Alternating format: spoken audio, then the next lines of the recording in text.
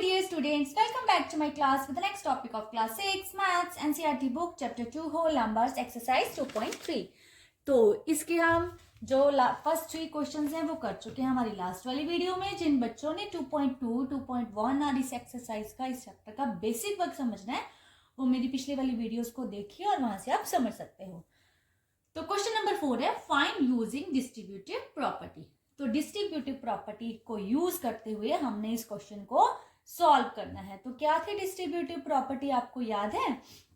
Distributive property थी ए into B plus सी। Okay, तो ये प्रॉपर्टी हमने यूज करनी है। इसको हमने कैसे यूज करना है? ए को हमने बी के साथ मल्टीप्लाई करनी है, फिर बीच में एडिशन का साइन है, फिर हमने ए को सी के साथ मल्टीप्लाई करनी है। ठीक है, ऐसे ये प्रॉपर्टी आपके यूज होनी है। तो यहाँ पे ये प्रॉपर्टी हम कैसे लगा सकते हैं? हम लिख सकते हैं 728 multiply by 100 plus 1।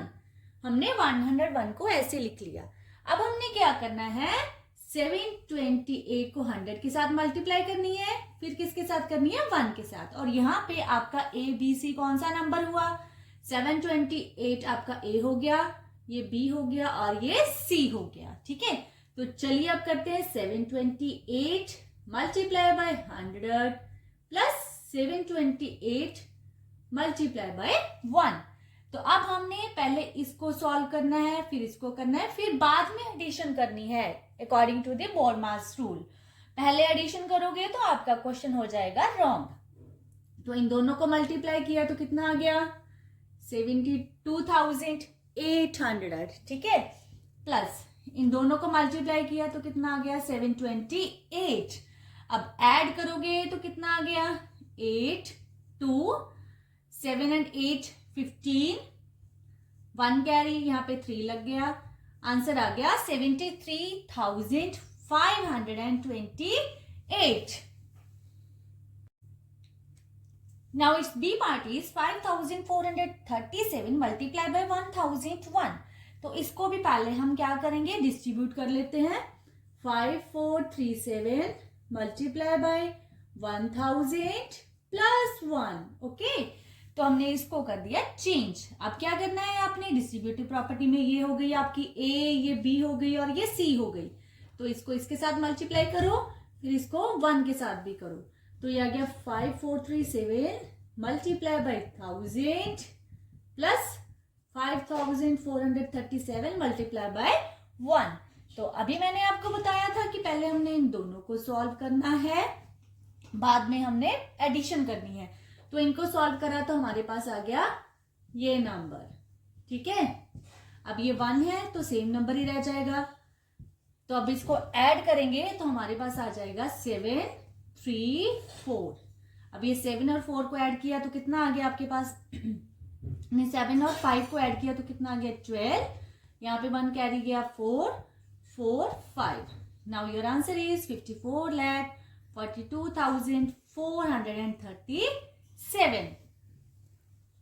Its C part is 824 multiplied by 25। तो यहाँ पे ना हम इसको ही चेंज कर देंगे, क्योंकि अगर आप इसको चेंज करोगे तो ये आपके लिए डिफिकल्ट हो जाएगा। तो मैं यहाँ पे इसी को चेंज कर रही हूँ। तो कैसे लिख रही हूँ? 824 मल्टीप्लाई बाय 20 प्लस 5। ठीक है, तो अब इसको कैसे कर सकते हैं हम? 824 को पहले 20 के साथ मल्टीप्लाई करनी है, फिर किसके साथ करनी है? 5 के साथ। यहाँ पे आपकी ए ये है, बी ये है और सी ये है।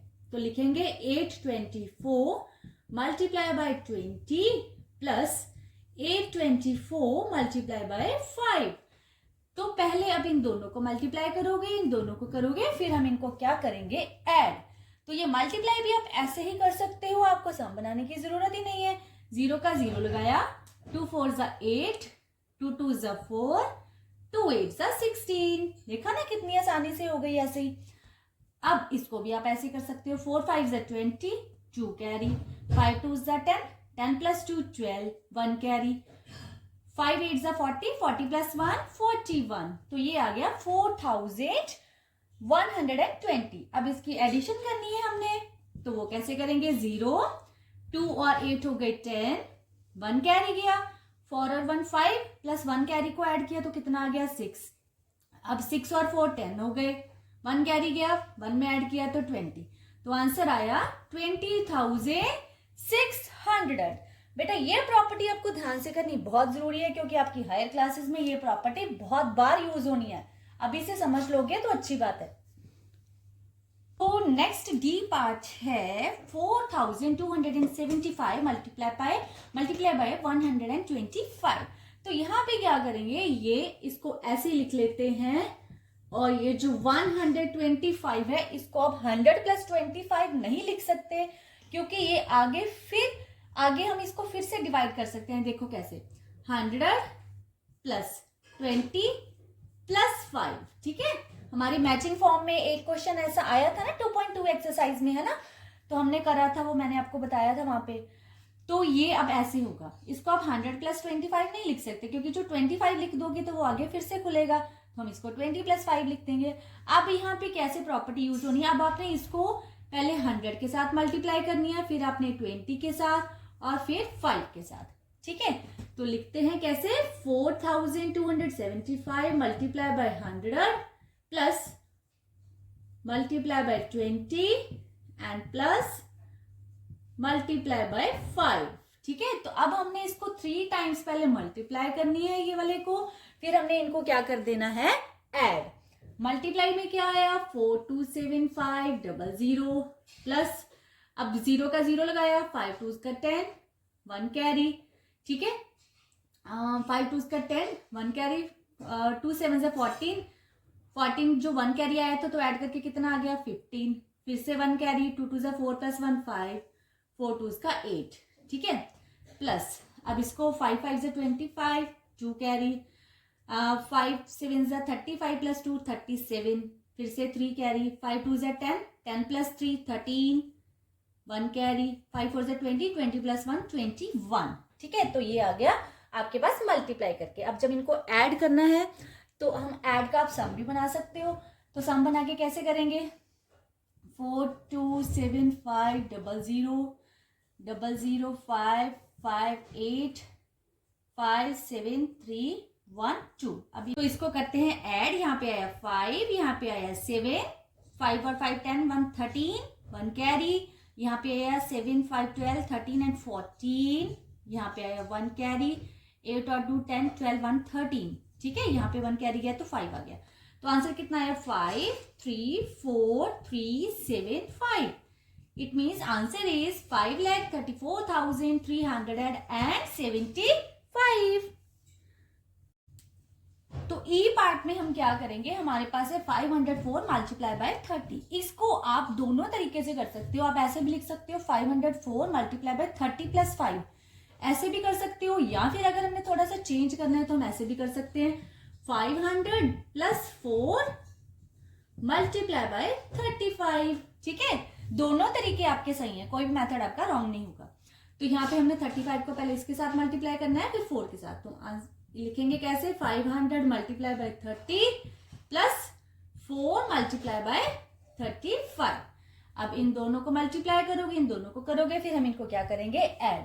तो सबसे पहले जब इसको मल्टीप्लाई करना है तो ये 2 zeros आप पीछे लगा दोगे, 5 5 25, 2 कैरी आया था, 5 3 15 प्लस 2 कैरी ऐड किए तो कितना आ गया 17।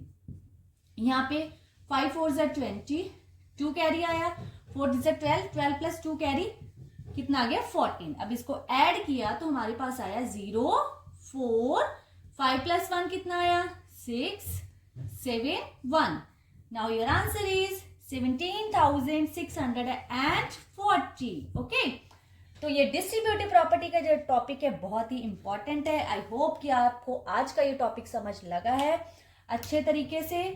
तो अब 6th क्लास का जो मैथ्स है हम कर रहे हैं हमारे चैनल पे, एनसीईआरटी बुक का आपको पता ही है, तो ये सारा मैथ आपको मिलेगा।